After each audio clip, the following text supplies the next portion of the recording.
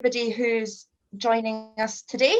I know it's first thing on a Saturday morning, so really appreciate everybody logging in to our seminar today. Just for those of you who may not know much about Head Medical, who we are and what we do, we are an international medical recruitment company based in Scotland, normally based in Edinburgh, but all still working from home at the moment, so we're sort of spread out across the country.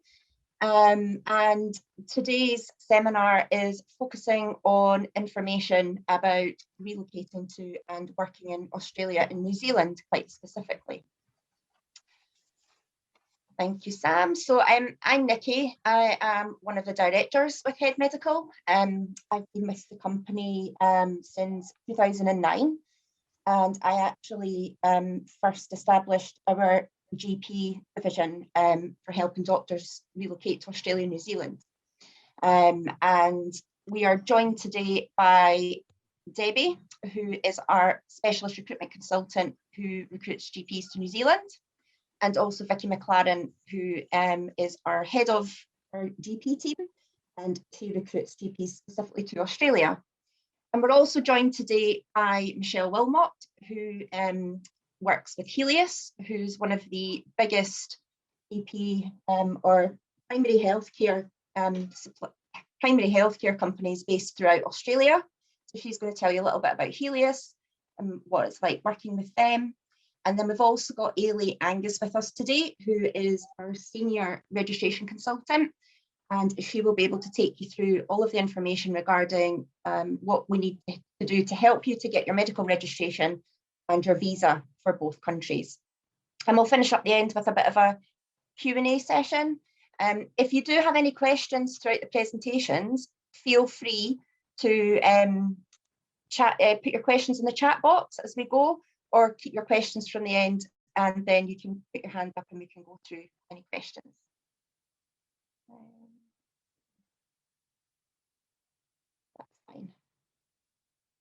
Perfect.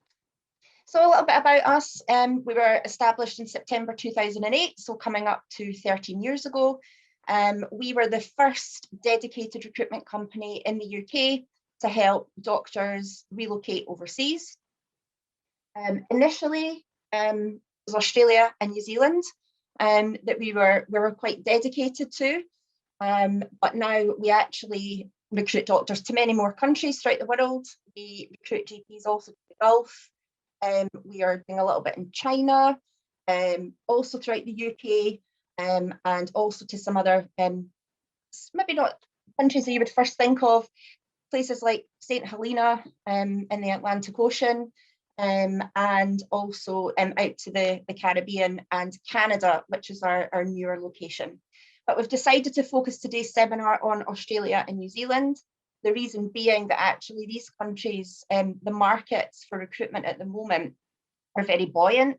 There are plenty of opportunities for GPs in both countries. And actually we're finding that there's a lot of interest from doctors at the moment to go to these countries in particular. You know, some of that could be to do with how they've dealt with the COVID pandemic. And actually, we're still managing to get doctors into these countries as well. There's a few extra steps in terms of getting a visa, getting the entry and the visa, but we can help you with all of that. And Ailey will explain in a bit more detail about what we need to do to help you with that. So we've helped more than 1,400 doctors relocate overseas, and we've got about 120 currently in the process. So these are people who have accepted jobs and they're waiting for their medical registration and visas. We have all actually been lucky enough to travel to these countries as well over the years. We've met with many of the general practices, we've seen a lot of the locations, and we feel that that's really valuable for all of our recruiters to really experience firsthand what the locations are like, and also to make sure that the practices that we're working with are reputable and that they're going to be good places to recommend for the doctors to go and work in. We're UK based, which is really important. The process of going through the registration and visa could take up to 12 months, depending on what your situation is. So the fact that we're based here in the same time zone as you, you pick up the phone at any time of the day, and we're here to help you and support you through that process. And we've also got people within Head Medical who have experience living and working in these countries. We do have one of our recruiters who's based out in Wellington in New Zealand. So she can offer a lot of practical advice about country and what it's like to live there. And just a little bit about our registration team. So Ailey is part of the registration team, and it's their job to make sure that all of your paperwork is in place. We will complete as much of it as possible for you. They'll give you a checklist of all documentation that's required and really hold your hand step by step through that complex process. And we also have an in-house immigration advisor, Gemma, who's licensed to offer advice and immigration work for New Zealand specifically. And she's always on hand to offer advice with that as well. So I will hand you over to our recruiters. I'm going to hand you over to Debbie first, and Debbie's going to give you a run through about New Zealand, what it's like to work there as a GP, and tell you a little bit more information about some of the practices that she works with. Over to you, Debbie. Thank you, Nikki. If you just bear with me a wee second, a candidate's looking to join us. I'm just emailing over the link. So yes, as Nikki's just quite covered over there, these are some of the locations that we have the fortune of recruiting to, but what I would like to do today is talk to you about New Zealand. So can we have the next slide, please, Sam? So as Nikki said, my name's Debbie Kirk, and I'm the recruitment specialist here at Head Medical that specialises in all the GP recruitment out to New Zealand. And I've had the absolute pleasure of placing in excess now of over 70 doctors in their dream jobs across both the North and the South Island. And I'm very much looking forward to sharing some of these stories with you this morning and just giving you a bit more of an insight into the wonders that could await you too out in New Zealand. So next slide, please. So a little bit of the overview. If you've never considered New Zealand, here is why I think you should. For me, New Zealand is that little hidden gem tucked away at the other side of the world, and what it lacks in size, it actually more than makes up with its history, its culture, its stunning natural beauty, adventures, and I love my time when I was out there when I visited a few years ago. There's nowhere better in the world than New Zealand to offer that highly sought after work-life balance. And we've seen over the years locations like Auckland, Wellington, and they've consistently ranked within the top 15 worldwide cities to live and work in. And it's also been ranked consistently as one of the safest places in the world to live. New Zealand's most famous for being the home of the bungee jump, if some of you didn't know, and the mighty All Blacks rugby team. And they've also got award-winning vineyards, and it's rich and recognised and celebrates the Maori culture. When I was out in Rotorua with Nikki, we went to the Maori village, and I've never been so excited, mesmerised and terrified all in the one moment when I got to witness the haka getting performed literally only a few feet in front of me, and then to spend the evening learning about all the traditions and then sitting down to like a traditional hanga. It's by far one of the best nights I think I've ever had, and really just captured New Zealand on that evening. So on our travels, on our tiki tour, as it was called, I got to see firsthand some of the true beauties of New Zealand. And for me, I thought, where else in the world can you be only a few hours away from stunning beaches? And then you could also then jump in the car and you can be in world-class snowfields, and just all that landscape is very similar to here in the UK, but with much better weather. Okay, I'm basing that on Scotland weather, but with subtropical climates to the north, and most other locations boasting warm summers and crisp winters. Again, New Zealand can cater for everyone.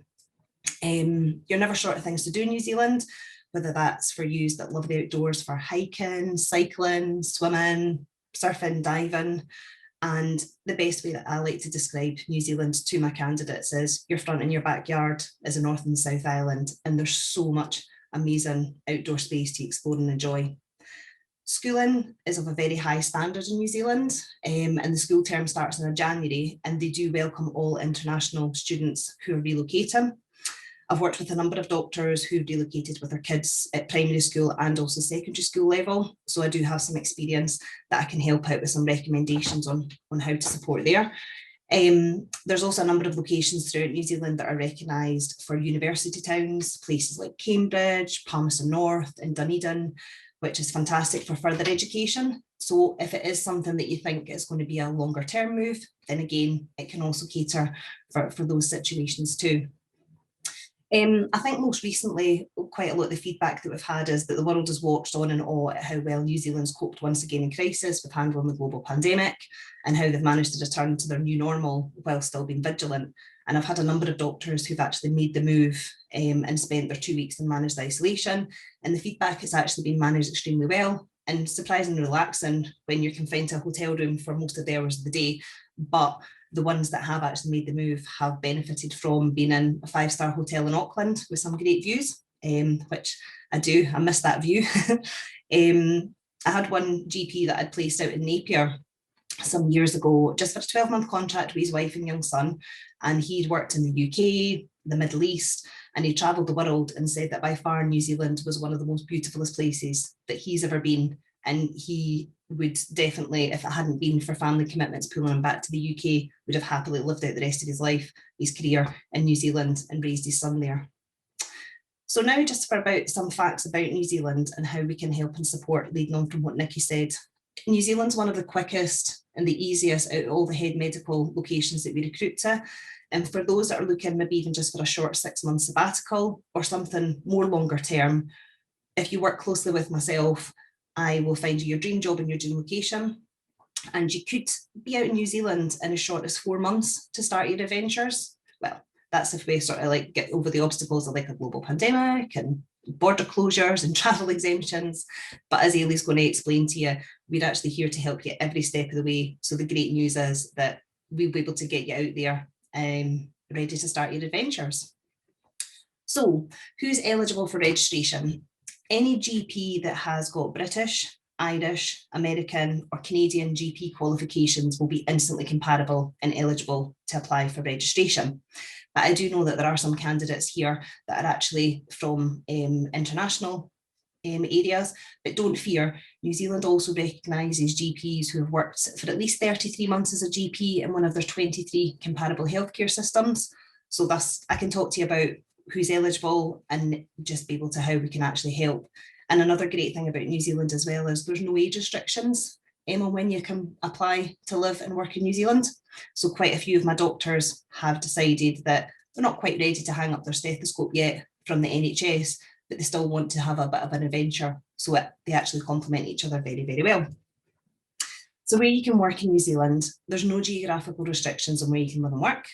Whether you're looking for big city living like Auckland or Wellington or Christchurch, or you're looking for a bit more of a traditional way of life, we've got some great beach locations, places like Kapiti Coast, Waihi Beach, or Waiheke Island, which is where I fell in love with New Zealand. And it was actually nothing to do with the wine tour that me and Nikki went on that day. But again, I hope you just see that the options are endless. And depending on what you're looking for, I've got some amazing clients that have got small privately owned traditional clinics in the community, or I work with quite a few of the large corporate companies that have got fantastic larger clinics throughout New Zealand that they would love to hear from you. Just a wee bit about the healthcare system. The amazing feedback that I've had from my doctors is it's very similar to here of the UK, but just without the same demands and pressures of your time and feeling drowned in paperwork.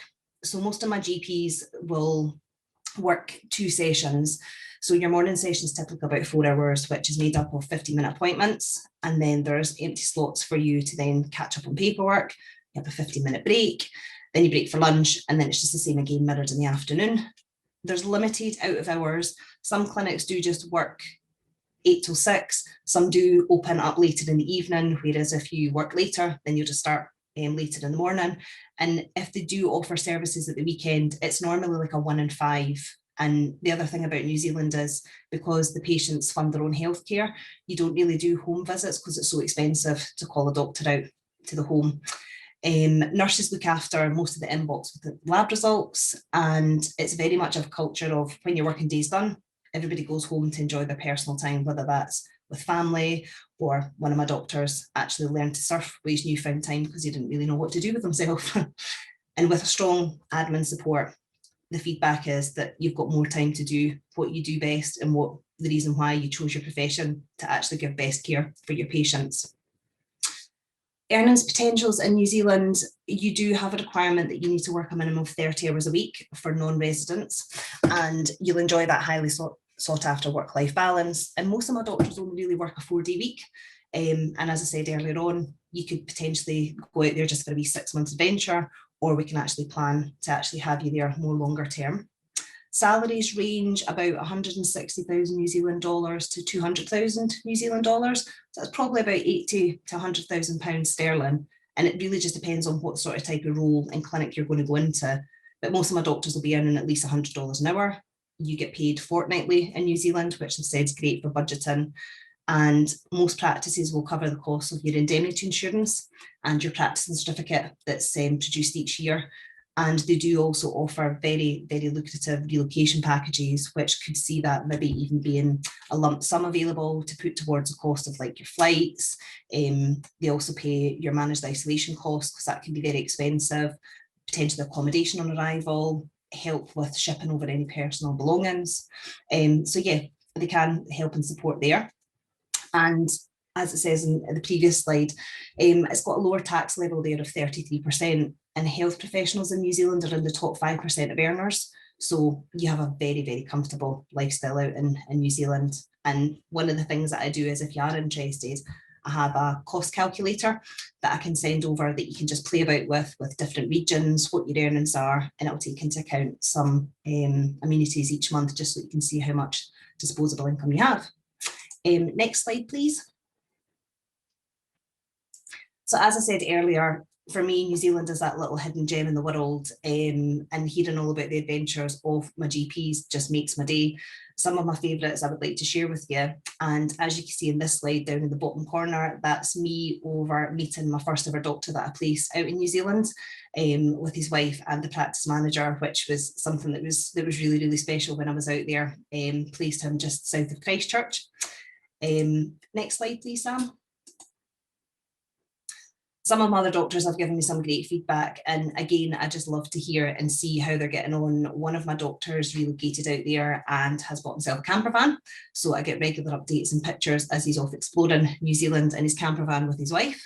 As I said, no age restrictions. A doctor that I placed when he was 61 years of age just went out there for a year with his wife to have a bit of an adventure.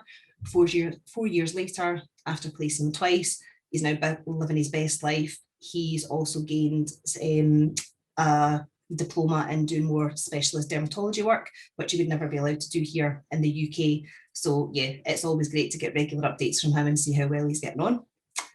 Next slide, Sam. And as I said earlier on, one of my doctors who actually learned to surf in his spare time, I had the pleasure of working with him and placing him in the South Island. I then went on to place him again in the North Island, and he keeps in regular contact that he has now got his permanent residency. He moved to Auckland, where he's bought an absolutely stunning house, and he's now met his wife-to-be. And just with COVID, they've had to put the wedding plans on hold. And another one of my female doctors who just went out there on a short-term contract actually had a baby while she was out there in New Zealand. So yeah, it's just lovely just to see that a place that genuinely is so special and beautiful, that my doctors are really enjoying it. So I'd like to thank you for my time today, and I'd like to hand you over now to Vicky.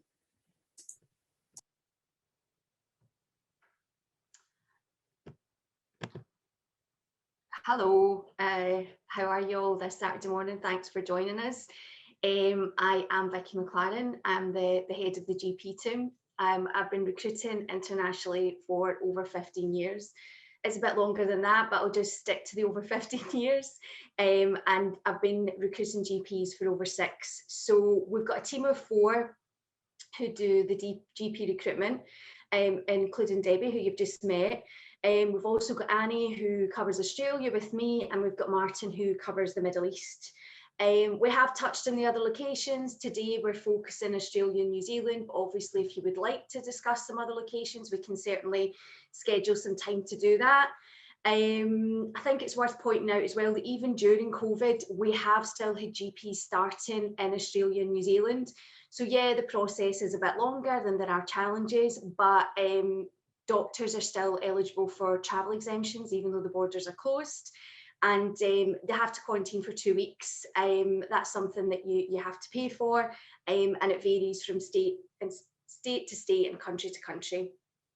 So Australia, like New Zealand, it's ranked as one of the best places in the world to live. We joke about within the team which of our countries are the best to go to. We all feel very passionately about them. But the reality is that the most important thing is getting the GPs and the doctors a job where they're happy and that they're going to settle with their partners, their family, or, you know, if you're going alone. It's a massive move. We absolutely appreciate that. And it's really important to us that it's right for the people who are going.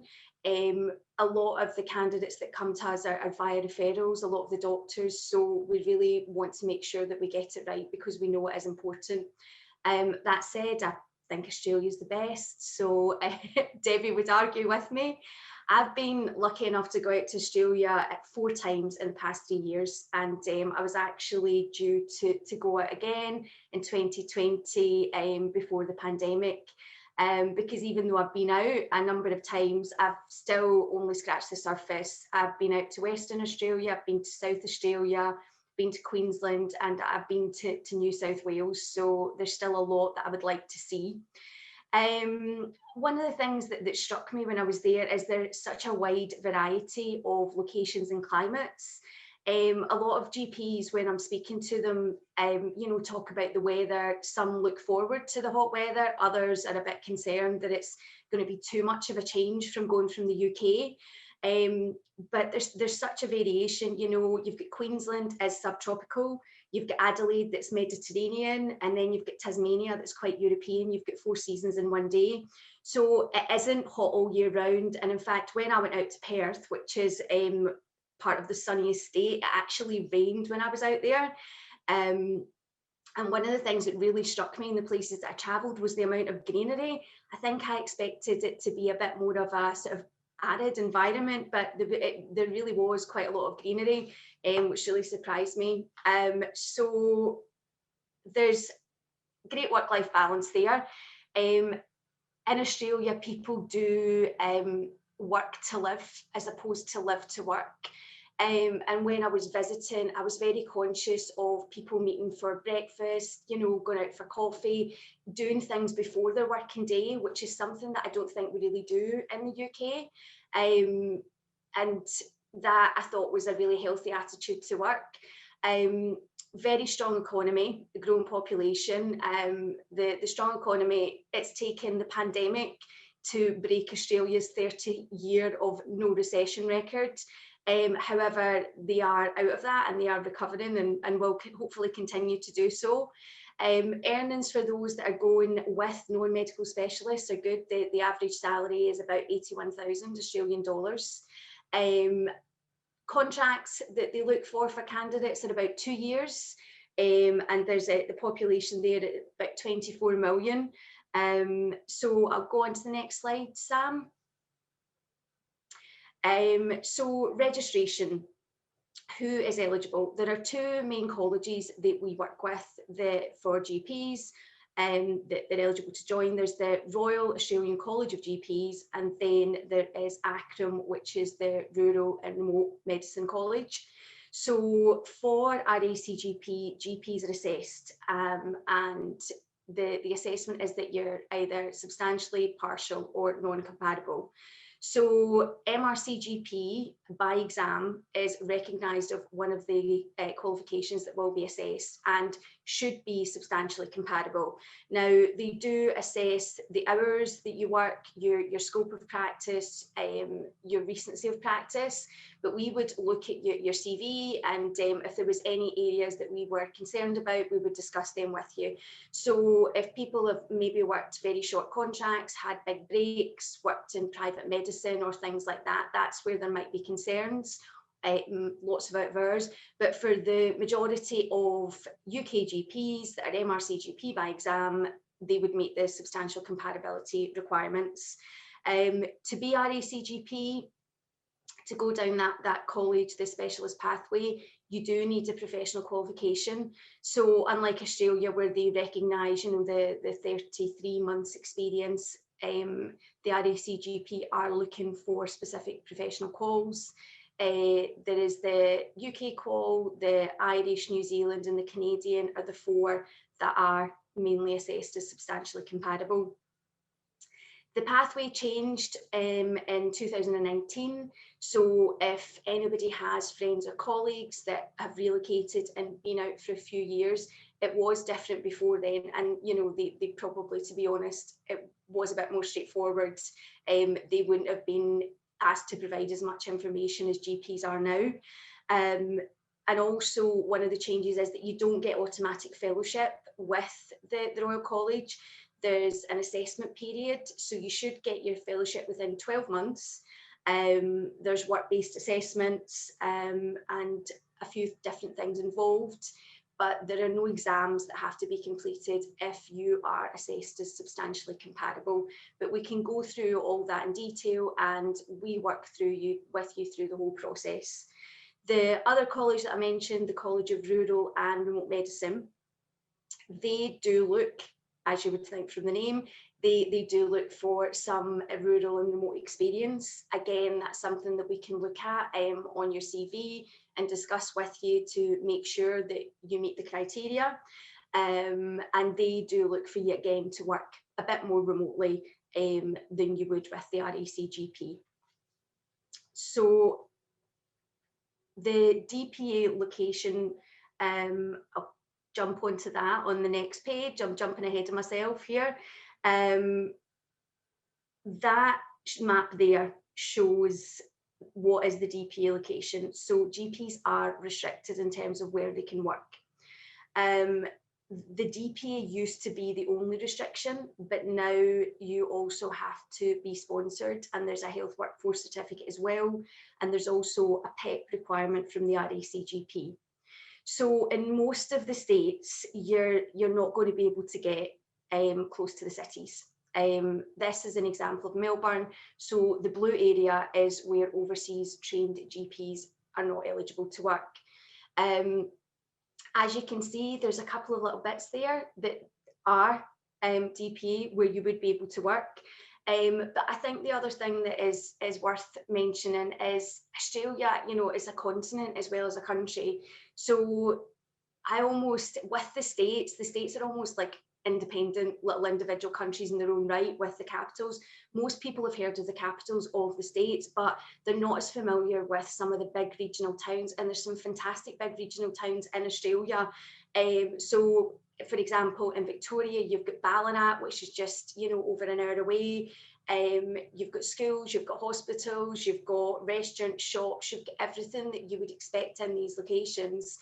And the regional towns, because traditionally we're more farming and mining, you do have some really great schooling out there as well. So if you're going to work in a DPA location, you have to work there for 10 years as a maximum before you can work unrestricted. And the more rural you go, the less that time restriction is. That goes down to 3 years if you go to a very rural area. There are ways to get exemptions once you've got your fellowship and once you've got PR. However, you're looking at 2 years down the line before you could consider that. So for any GPs going out initially, you're going to have to work in a DPA location, and we can send you the link of the map so you can look and do a bit of research with regards to that.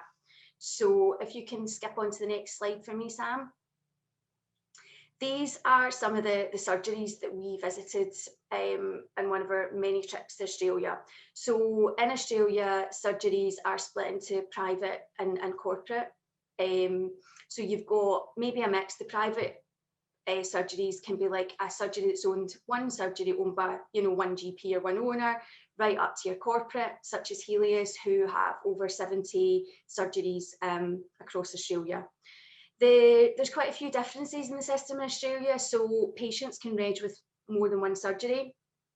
So that's where the relationships between the doctor and the patient become very important.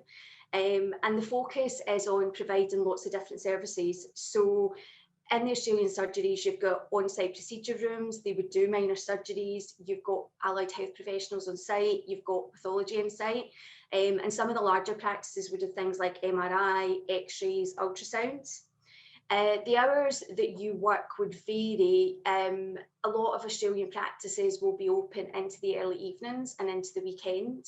So you might start a bit later and do one of the evening shifts, or you might do a weekend on a rota basis. But that would still fit into your full-time hours, wouldn't normally be on top of that. And a full-time working week would normally be about 35 to 40 consulting hours. The RACGP do have a requirement that you do a minimum of 27 hours to get your fellowship within the initial 12 months. The out of hours, so when the surgeries are closed, we sort of have our out of hour services in hospitals and our practices here, but that's covered by a deputising service in Australia, which runs from sort of 7 at night to 7 in the morning. So yeah, you wouldn't really be expected to do any out of hours cover unless you were working for one of those services. If you can skip on for me, Sam. The healthcare system, where we have the NHS in the UK, in Australia they have Medicare. That is the universal government funded healthcare system. And that's when you'll see the phrase on adverts and on websites, which refers to bulk billing, that's what Medicare is referring to. So basically, everyone has a Medicare card, they go into the surgery, they'll give the surgery that. That's what will be used to bill Medicare. So a standard consult with Medicare is sort of just over $37. But there's a list of Medicare item numbers. So if you were to do a minor procedure or female health or anything else other than a standard consult, then that would be billed at a different amount. And that is where the doctors get the percentage of their earnings. So you will get between 60 to 70% of what the practice bills to Medicare. You'll see between 4 to 6 patients in an hour. And that's why when we talk about the earnings being sort of in the range of $240,000 to $400,000, that's why there is a bit of a variation, because it will depend what services you provide, how many patients you see, and how many hours that you work. But yeah, you can quite comfortably be looking, $250 upwards in terms of your earnings. There are mixed billing clinics and private billing clinics, and in those cases, patients would come in and would normally pay a top up to the Medicare. But if you look at the reports that the RACGP have done, over 85% of GP consults are actually bulk billed. So that's where the majority of it is. I probably would compare that to the UK when I'm speaking to people, that in the UK, people traditionally go to see their GP via the NHS rather than go privately. So yeah, that just explains the sort of, when you're looking at ads, you'll see bulk billing, mixed billing, that's what all of that means. If you could skip on for me, Sam, that would be great. So we went out to Australia. One of the visits was October 2018. This just shows some of the practices that we saw. The one in the middle, that was a cosmetics room. So top middle, that's an example of a cosmetic room at practice in WA, where they offer different procedures. Aesthetics and cosmetics is something that tends to be offered on site in a lot of the practices. That's an area that can be privately billed. So if that's something that people have got an interest to work alongside the GP work, that's something that you can do. Skin cancer is also, a very big area in Australia. So people that are interested in doing minor procedures, again, that's something that you can actively develop. The bottom picture, that is just a bit of a gratuitous picture of my favourite export from Australia, Chris Hemsworth, and a quokka. I did get to see the quokkas in Rottnest Island in Perth. Didn't get to see Chris, sadly, but I just like to include that picture. If you can jump on, Sam, that'd be great. So these are some of the other locations that we also have recruited to, as Nikki mentioned: St Helena, Falklands, Southeast Asia, Kazakhstan and Africa. We're always actively looking at new locations. We have to research the registration process, ensure that doctors are compatible to go there, but it is something that we're always working on.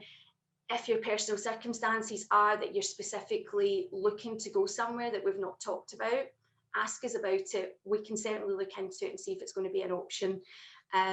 So thanks for your time this morning. Be here to answer any questions at the end, and I'm going to pass you over to Michelle from Helios. Thanks a lot, Vicky.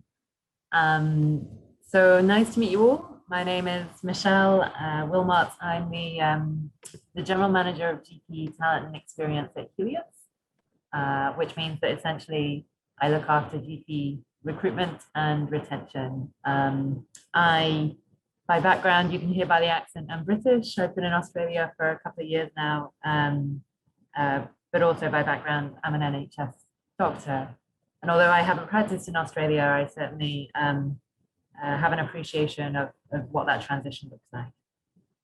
So I just wanted to share a few things. One is who Helios are, what we offer, and then just some things for you to consider in that move that you're potentially going to make between the UK and Australia. I'm very happy to answer questions by chat or offline afterwards. So as you can see by this slightly busy slide, Helios are either the biggest or second biggest, it depends how you measure it, corporate medical practice in Australia. We have 82 medical centres in all the states except for Northern Territory and Tasmania. And we offer primarily bulk bill medical centres, so we're essentially like an NHS type service, but there are a growing number of our centres where GPs can privately bill. Within our network, Vicky's touched on DPA sites and DPA locations. We currently have 6 of those DPA locations spread across Western Australia, Queensland, New South Wales, and Victoria. And Ballarat is one of the places where we have a really nice medical centre actually in Victoria. But on top of that, we also have experience of bringing GPs across on exemption pathways, which Vicky briefly mentioned. And an example of that would be an academic exemption. So some of our UK GPs have come over on a university-sponsored pathway and therefore work in some of our metro areas like Bondi in Sydney. We normally bring across at least 20 to 30 international GPs a year. So we have plenty of experience in supporting GPs to make the move. We really care about making sure that this is the right move for you personally. We understand that there's a lot more to the move than simply picking a medical centre. Often many of you are bringing your families over, your partners may be working in medicine as well, so there's lots to consider. And so we really pride ourselves on the fact that we understand what that looks like and try and make it as smooth a transition as possible. In terms of what we offer and what our medical centres look like, they're fully integrated medical centres. The best way I can describe them is a bit like some of the big urgent care hubs that you'll see in the UK. So we often have imaging, pathology, specialist clinics, and a full range of services on site, and also allied health, physio, podiatry, dietitian, etc. They're a really integrative medical practice all under one roof. We normally have at least, our centres are pretty big, they see 400 plus patients a day, so plenty of patients to see. We also have a number of subspecialties in our centres, so if you were interested and have a subspecialty area of expertise in skin, for example, we run a whole skin business, and we also are setting up a women's health business. And so if those are areas of interest, we would support you to kind of subspecialize and continue that area of expertise with us. And we also have what we call the Helios Institute. That's an online but also in-person learning resources that we have for GPs that essentially supports you to get your CPD points every year so that you can make your accreditation really easy for you. And then lastly, I just wanted to share some kind of reflections or things to consider when making the move and trying to figure out where to move to in Australia. one of the things that I would say around corporate versus the independent or private GP practice, one of the things to consider is that scale element. So the pathways are relatively complex and sometimes necessitate rotation. One of the things with our network of 82 medical centers means that it's quite easy for you to move around within the network if that's what you want to do. And also the scale means that we can also offer subspecialty expertise if you're interested, like in skin and women's health, as I've said before. The other thing that I think is really important to consider is experience in moving people across. So obviously, if you find an independent clinic, you may be the first person to move across with that clinic. And as Vicky has said, the pathways are increasingly complex, is how I would describe them. And there's a lot to consider. So I do think it's really important to ensure that this is a smooth transition, that you're at least moving through a company like Kev Medical. But part of the benefit of us being a big corporate is that we have A, plenty of experience, but B, lots of support. We have our own visa expert in-house. We can support with a number of different pathways that you may be coming in on. And we have lots of UK GPs who've done that transition before that we can buddy you up with. And so that's essentially what I wanted to share. Happy, as I said, to answer any questions afterwards or after that. Thanks very much.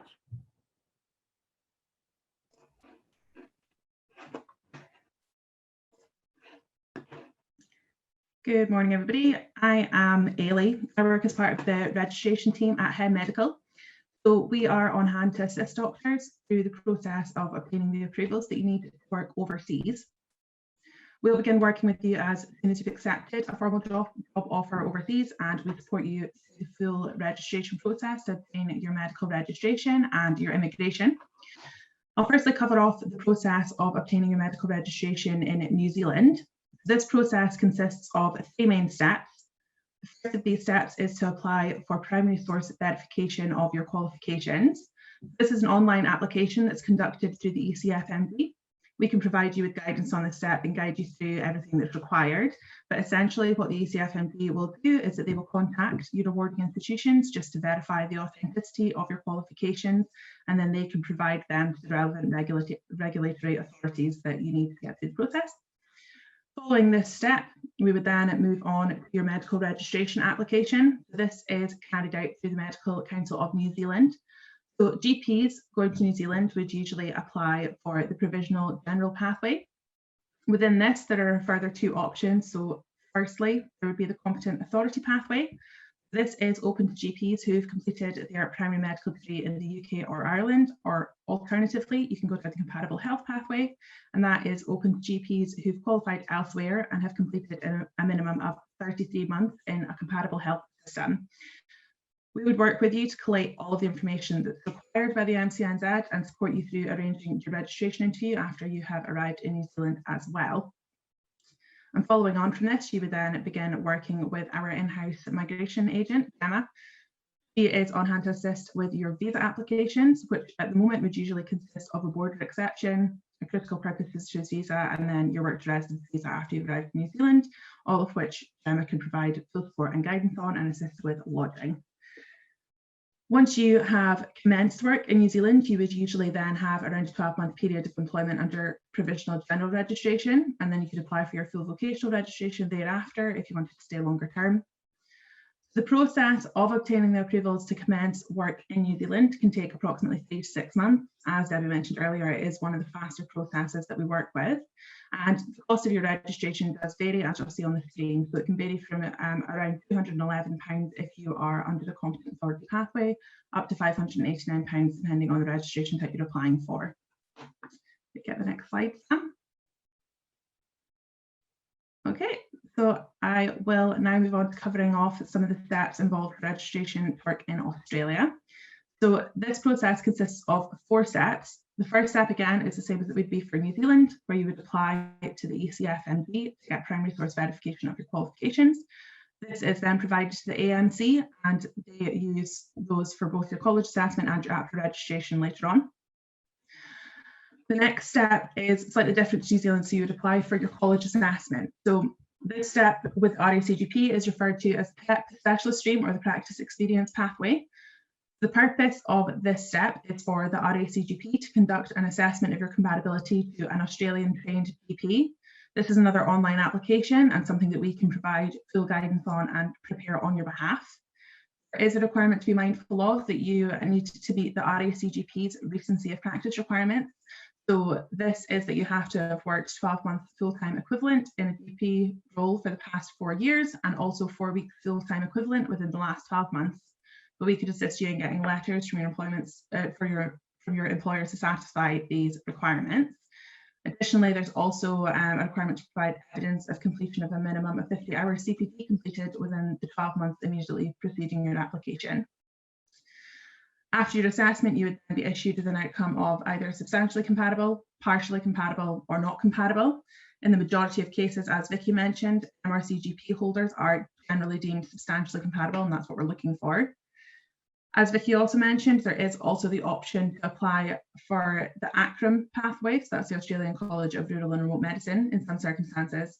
This follows a similar structure to what the RACGP is. So again, it is an assessment of your skills and experience to those of an Australian trained GP.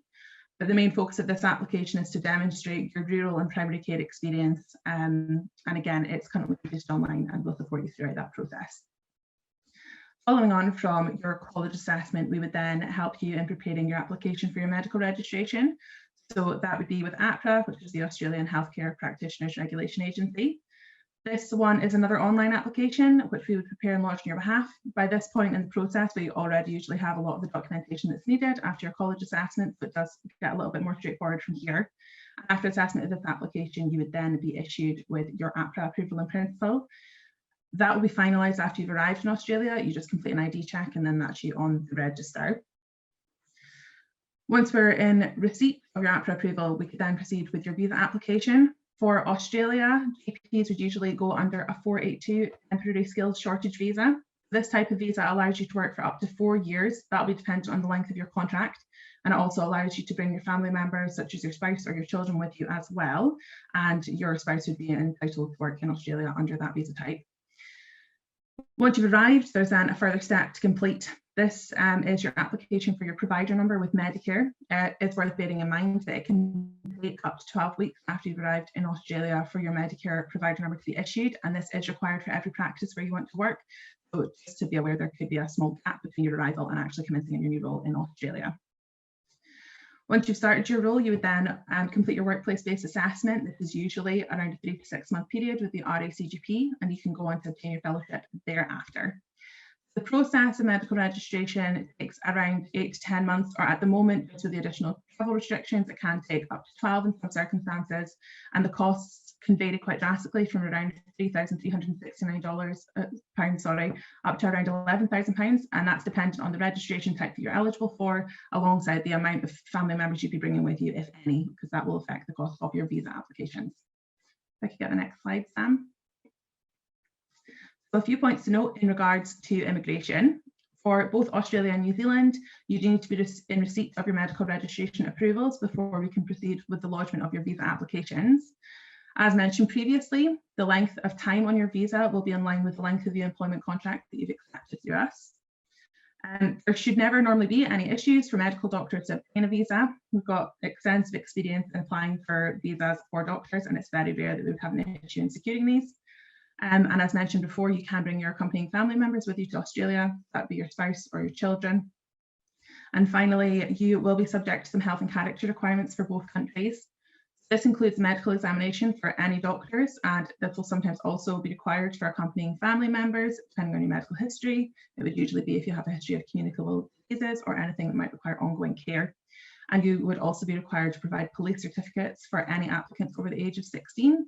And that would be needed from any country where you had lived for a cumulative period of 12 months or more in the past 10 years. If I can get the next slide. Okay, so as I'm sure all of you will be aware, there are some travel restrictions and quarantine requirements in place in Australia and in New Zealand at the moment. In Australia, all applicants are currently required to get a travel exemption before you can enter the country. This is something that we can apply for on your behalf, and it's usually a fairly quick turnaround, quite a straightforward process. This is required for both doctors and any accompanying family members that you want to travel with you. Secondly, a negative COVID test is required, which must be taken 72 hours or less before your departure to Australia. And finally, as previously mentioned, all international arrivals are subject to a 14-day period in mandatory quarantine.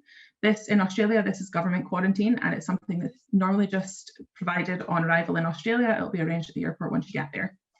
For New Zealand, it's slightly different. So for New Zealand, again, you would need to have a COVID PCR test taken within 72 hours before your departure. However, when it comes to quarantine, there is a managed isolation process in place, and that has to be secured before your departure to New Zealand. This is something that you can book online, and Gemma will also be on hand to assist you in arranging that. And finally, into the country, as previously mentioned, you will need a border exception and a critical purposes visa, which again, Gemma will apply for on your behalf.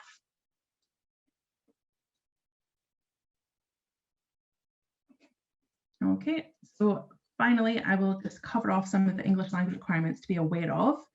For both Australia and New Zealand, you need to provide evidence of your English language proficiency. If you've completed your secondary schooling and your primary medical degree in the UK or in another recognised English-speaking country, then this would usually be sufficient on its own. However, if this is not the case, then you're likely to need to complete an English language test. There are quite a few tests that can be used. So those are PLAB, IELTS, OET, PTE Academic, and TOEFL. The results of your English language tests are valid for 2 years. However, if you've been continuously working in a recognised English-speaking country since you completed your English language test, then this will remain valid and you can still use it as evidence for your applications. Slots for English language tests do fill up quite quickly, and there is a wait between completing your test and then getting your results. So if it is something that you think you're going to need, it's best to discuss it with your recruitment consultant at the earliest opportunity to check, and then go ahead and complete sooner rather than later, just to avoid any delays with your paperwork further down the line.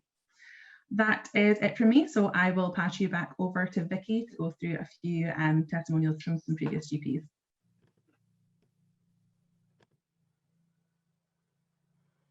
Oh, hello again.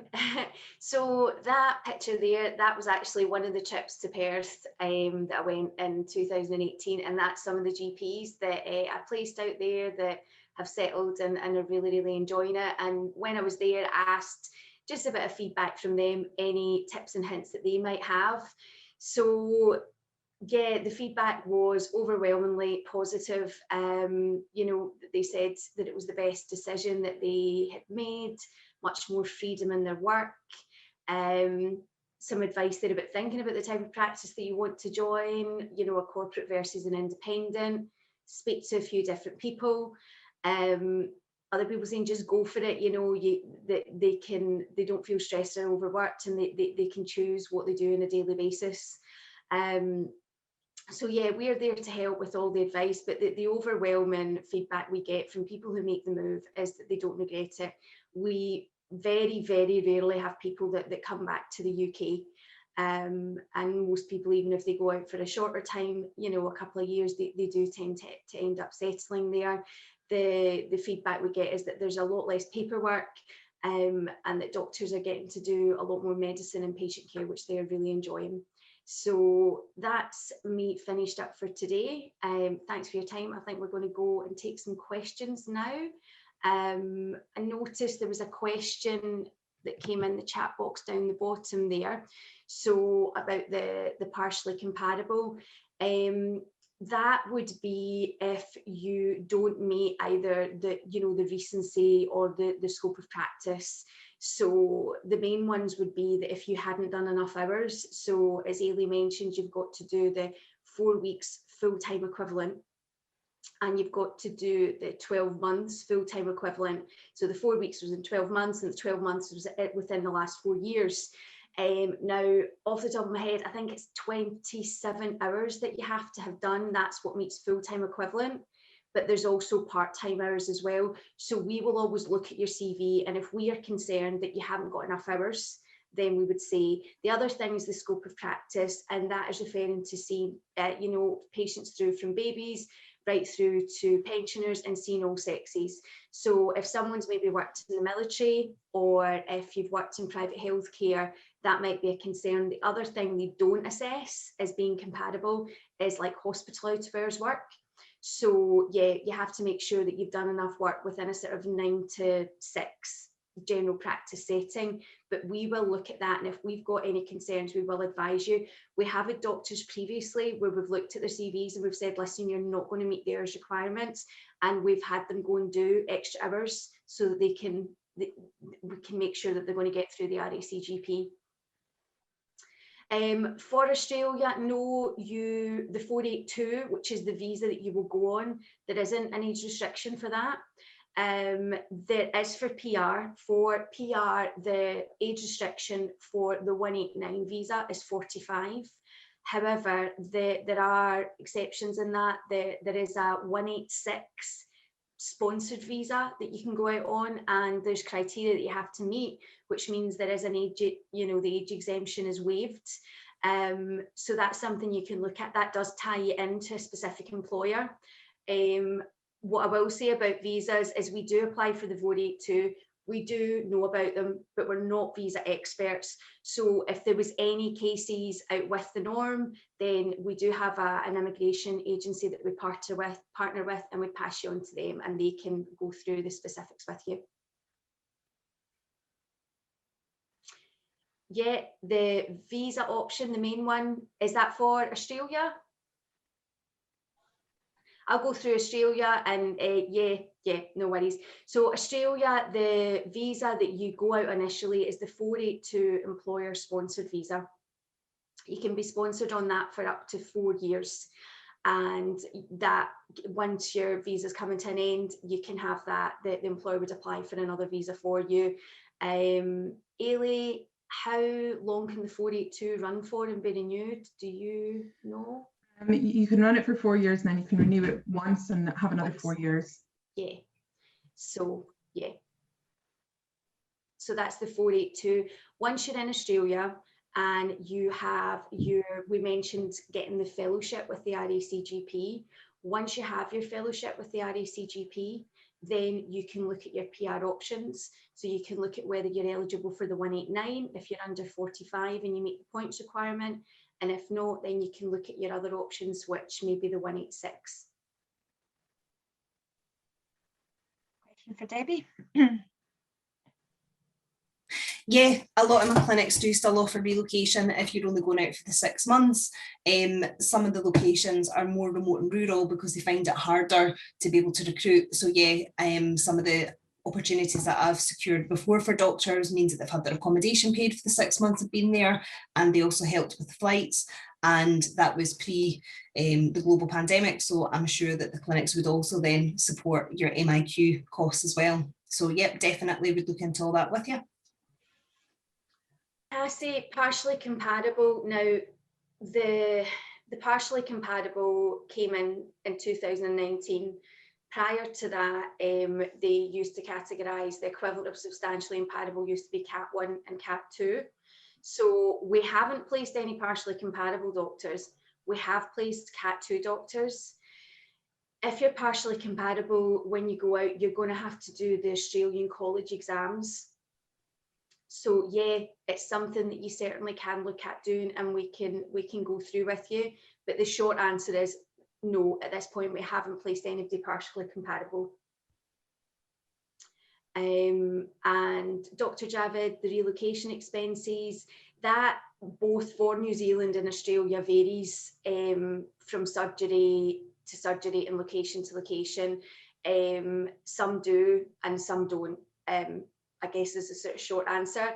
The more regional and rural you tend to go, the more likely you are to get relocation expenses.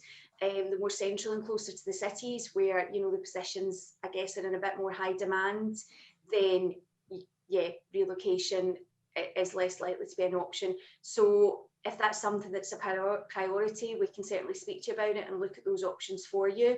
But it's not a standard. It does depend on where you're going. Okay, and we've got somebody that would like to ask a question as well, so I'll just ask you to come off mute. There we go. Thank you. Can you hear me? Yes. Yeah, the healthcare workforce, is changing quite a bit, sort of maybe all over the world, particularly in the UK. We've seen, for example, in primary care, there's increasing number of advanced nurse practitioners, pharmacists, physician associates, and all sorts of other professionals who have were pretty much sort of could do a lot of the things which doctors could do. And this creates, opportunities, and also, in a way, creates competition and, a little bit of threat to doctors. What's happening in this sort of aspect in Australia and New Zealand? And is anything being if nothing is happening now, is anything being planned? Michelle, I don't know if you might be better placed to answer that. Yeah, happy to. Thank you. Sure. My observation is that there is that move towards what I would call augmentary roles. So people that essentially can perform, stuff that GPs would, so some of the more basic stuff. We, for example, have just hired our first nurse practitioner in our network, who will do all the kind of minor cuts, razors, etc., and also can prescribe. But it's a lot slower than the UK. So I think the short answer is it's happening. It's a bit slower. I personally think it's a really important way that we can augment GPs. It takes you basically away from doing some of the simpler stuff and allows you to focus on the more complex stuff that also is essentially higher billing. In all of our practices, we have nurses that do chronic disease management, basically in partnership with you. There is a small fee that we charge for it, but essentially it allows you to see other patients whilst the nurse is doing chronic care plans for your patients. It is ultimately net a win for both you and your patients. And so we really encourage those kinds of setups. I hope that answers your question. Thank you. If I could just elaborate a bit more from a New Zealand point of view, just echoing what Michelle said, it is a wee bit slower, but a couple of my clients have started also bringing in some nurse practitioners into the practice, because for New Zealand, they are facing that within the next 5 to 10 years, there's going to be a real shortage of GPs just because of the natural progression and retirement of their current GPs. So they're looking to start bringing in so that they've got nurse practitioners that can help support and allow the GPs to do what they do best, and allow the nurse practitioners to do some prescribing and some of the other procedures. Also in New Zealand, when I was visiting the first placement that I'd ever made, one of the things that the practice said as well is that they have prime qualified doctors and nurses. So the way that the system there works is what we are used to here in the UK, like if our paramedics, if they were to go out to a road traffic accident, the paramedics do a lot of the work. Whereas in New Zealand, it's actually the call comes into some of the more rural practices, and it's actually the nurses that are actually slightly more qualified than what the paramedics are. So yeah, there's lots of change, but not as quick as what Michelle was saying. So I hope that helps too. And there's a question there about the post CCT experience. No, there's no requirement for post CCT experience. And the assessment that the RSCGP do, they look at your training, so that is assessed as part of that. And we do have doctors, that as soon as they've got that CCT certificate, they're getting ready to make the move to Australia. Debbie, you're the same, aren't you? There's no post-call experience required. And yeah, the extra procedures for skin, the diabetes, that would factor into your sort of normal working hours, or if it might be the demand for that was out of hours, you would work it in. But yeah, you wouldn't do that on top of your sort of 38, 40 hours. That might be something that you would do, and as part of that. Great. Thank you. I don't know, are there any other questions to come through? Don't think so. Well, thank you very much. I hope that was helpful for everybody. As I say, it's just really an opportunity for us to share our experience and the feedback that we've had from our doctors and practices that we work with out in both countries. If anybody's got any other questions, you should have our contact details. You can get in touch with us. You can have a chat with Vicky, you can have a chat with Debbie, and they can talk you through some of the roles that are available if you're feeling that you're in a position where you're really ready to start the process. Or if you just want a bit of a general chat, but you're maybe thinking now's not the right time, but maybe in a few months or next year or a couple of years, then have a chat with everybody as well, and we can definitely keep you in the loop. Yeah. So thank you to all of the panel as well. Thank you, Michelle, for joining us.